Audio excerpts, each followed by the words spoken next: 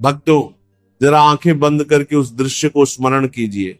शमशान भूमि, एक चिता सजी हुई है, लकड़ियों का ढेर लगा है, उस पर सफेद कफन में लिपटा हुआ एक शरीर लेटा है, चारों ओर करुण क्रंदन है, वातावरण भारी है और फिजाओं में एक ही उद्घोष गूंज रहा है, राम नाम सत्य है। और उसी चिता के पास एक व्यक्ति खड़ा है।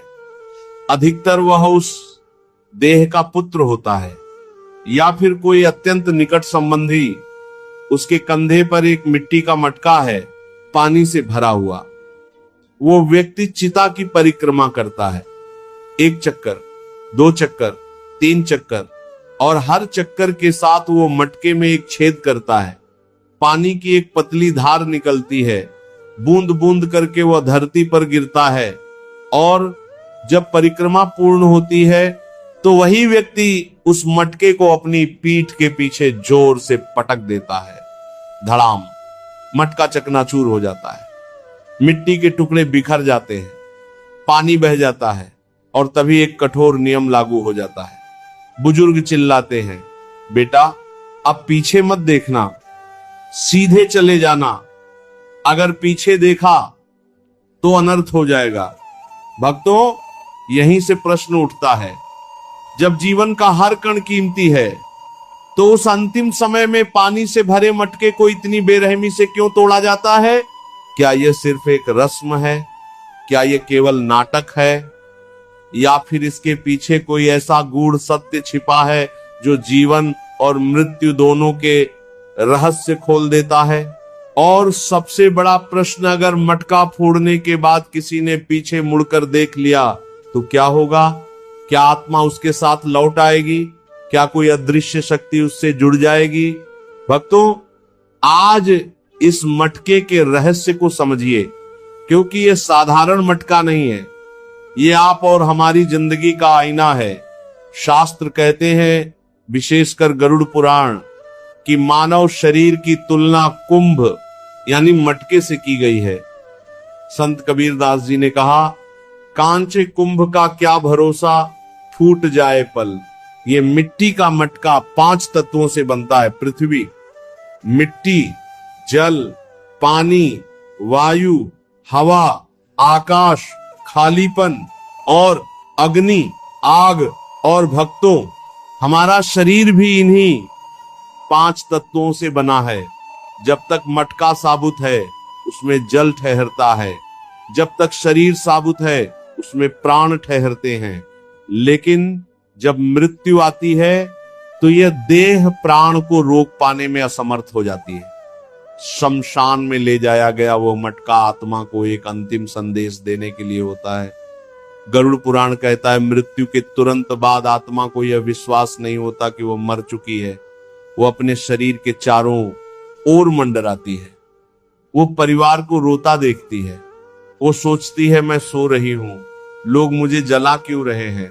वो बार बार अपने शरीर में लौटने का प्रयास करती है, लेकिन उसके हाथ आर पार हो जाते हैं, और उस भ्रम की अवस्था में वह मटका उस आत्मा का प्रतीक होता है।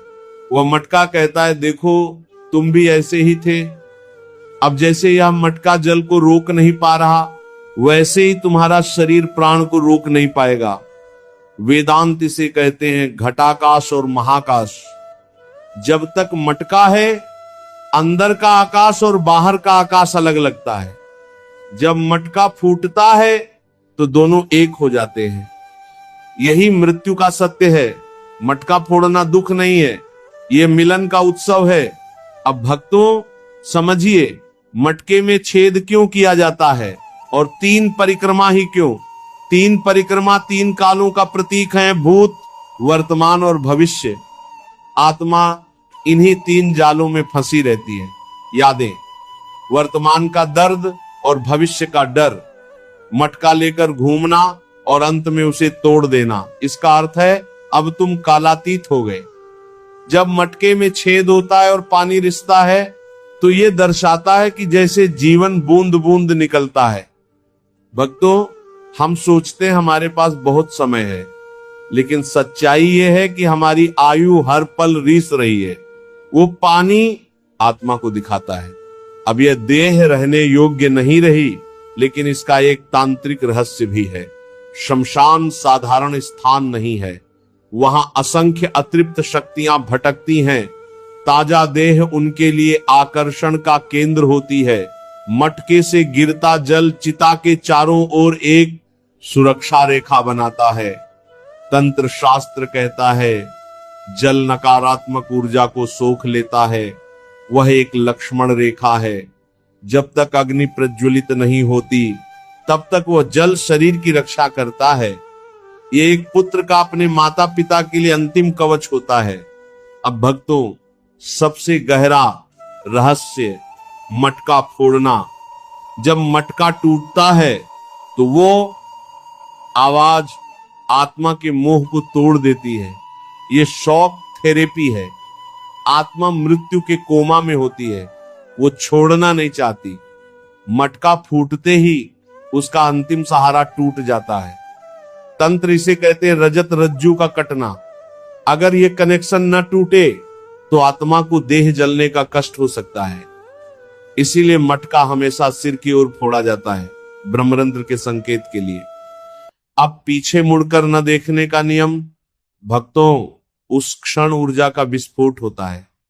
अगर उस समय पीछे देखा गया तो मोह का संकेत चला जाता है। आत्मा सोचती है मुझे अभी भी बुलाया जा रहा है, और वह चिपक सकती है। इसलिए शास्त्र कहते मत देखो, मत पुकारो, मत रोको। यह क्रूरता नहीं है, यह करुणा है। और मनोविज्ञान भी कहता है उस दृश्य को दोबारा देखना आजीवन मानसिक घाव दे सकता है। मटका मिट्टी का ही क्यों? क्योंकि मिट्टी मिट्टी में मिलती है। यह हमें याद दिलाता है हम नश्वर हैं। भक्तों, वह मटका कोई और नहीं, हम स्वयं हैं। एक दिन हमारा मटका भी फूटेगा। इसलिए जब अगली बार शमशान में मटका देखें तो डरिए मत। समझिए, ये अंत नहीं, मुक्ति की घोषणा है। अब देखिए भक्तों, ऐसे में नाम जाप कैसे काम करता है। जब केवल शब्दों का उच्चारण नहीं है, यह चेतना की दिशा बदलने की प्रक्रिया है। जब मृत्यु होती है तो आत्मा सबसे बड़ी परेशानी में होती है, मोह और भ्रम। उसे समझ नहीं आता कि वह शरीर छोड़ चुकी है। वो रिश्तों, घर, बच्चों और अपने नाम से चिपकी रहती है। यही नाम जब काम करता है। गरुड़ पुराण और उपनिषद कहते हैं कि आत्मा जिस भाव और जिस स्मृति में शरीर छोड़ती है, उसी दिशा में उसकी गति होती है। जब शमशान में राम नाम सत्य है, हरि बोल या भगवान का नाम लिया जाता है, तो वह आत्मा के कानों से नहीं, उसकी सूक्ष्म चेतना तक पहुंचता है। नाम जब आत्मा को यह स्मरण कराता है कि तू शरीर नहीं है, तू रिश्तों का नाम नहीं है, तू परम सत्य का अंश है। इससे आत्मा का मोह ढीला पड़ता है और वह रुकने के बजाय आगे बढ़ने के लिए तैयार होती है। मटका फूटना मोह को तोड़ता है और अग्नि शरीर को भस्म करती है, लेकिन नाम